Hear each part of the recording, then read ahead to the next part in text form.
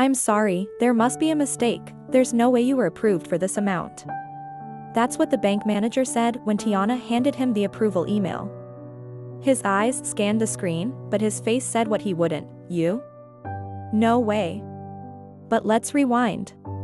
Tiana Jefferson wasn't your average 21-year-old. Born and raised in the south side of Chicago, her mother worked 2 jobs while her dad tried to keep the house running after a back injury ended his career early. Tiana was the quiet one: books, school, then back home. She didn't party, didn't post her life online, didn't care about the glitz. Her goal was Columbia Law. Period.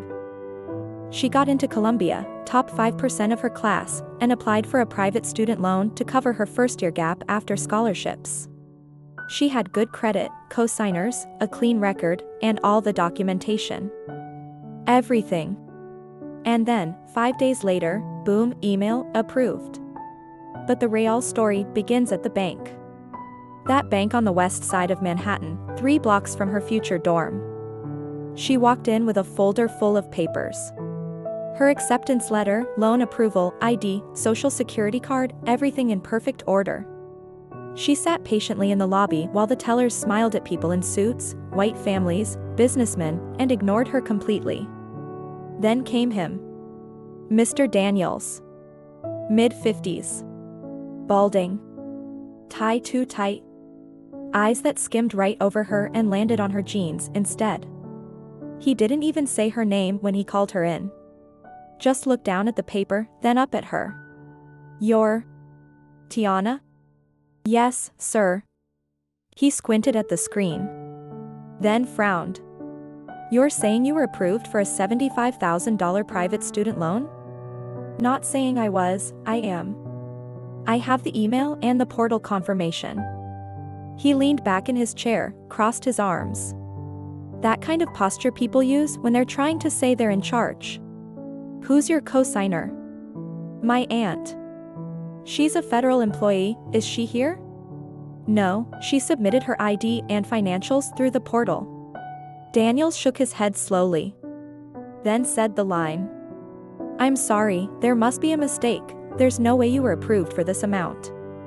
And that's when Tiana felt the fire. Not because she didn't expect it. She did. She'd seen it before. At her high school, when counselors told her to lower her expectations. At the scholarship interview where the panel didn't believe she wrote her own essay. At the airport when TSA pulled her aside but let her white classmates through. But this time felt different. She came in prepared. Every I dotted. Every T crossed. And here was a man who didn't even read the approval, just doubted her because of her skin, her hoodie, her braids. Tiana took a breath. Then calmly pulled out her phone. "Here's the approval code. You can scan it with your bank system." Daniels didn't move. Just stared at her. So she went on. "I've spoken to 2 reps at your bank. They verified the loan was processed. If this is going to be a problem, I can file a formal complaint. I also recorded this conversation." Daniel's face changed slightly. Like someone had told him the cameras were watching. He took the phone. Scanned the code. The system loaded. Loan approved. Funds in process. Identity verified. Documentation complete. Suddenly, his tone shifted. "Oh, looks like everything's in order. You'll just need to sign this form and your disbursement will be released."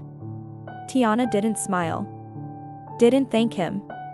She signed. Took her copy. Got up. And walked out.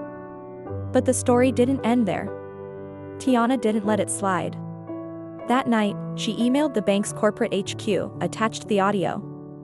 Attached screenshots. Gave them the exact quote. 2 weeks later, Daniels was relocated. Not fired, banks don't admit wrong that easy. But moved. Out of public sight. And Tiana? She posted her experience on a private blog that got picked up by a student journalist at Columbia. Then the story went viral.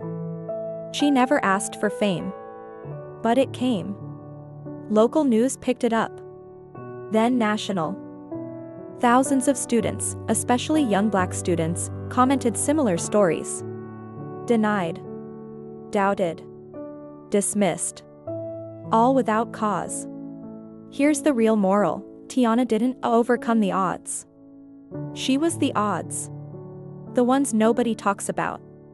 The quiet excellence that doesn't scream, doesn't post, doesn't beg to be seen, but deserves to be seen. She didn't get the loan because someone did her a favor. She got it because she earned it. And she made sure no one could take that from her.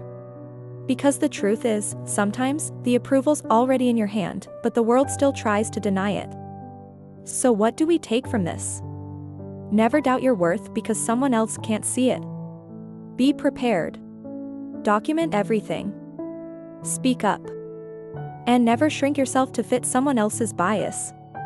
Like this video if you've ever been underestimated. Comment below, have you ever been told there must be a mistake? Let's talk about it. Let's name it. Let's change it. And don't forget to subscribe, we've got more real stories coming your way.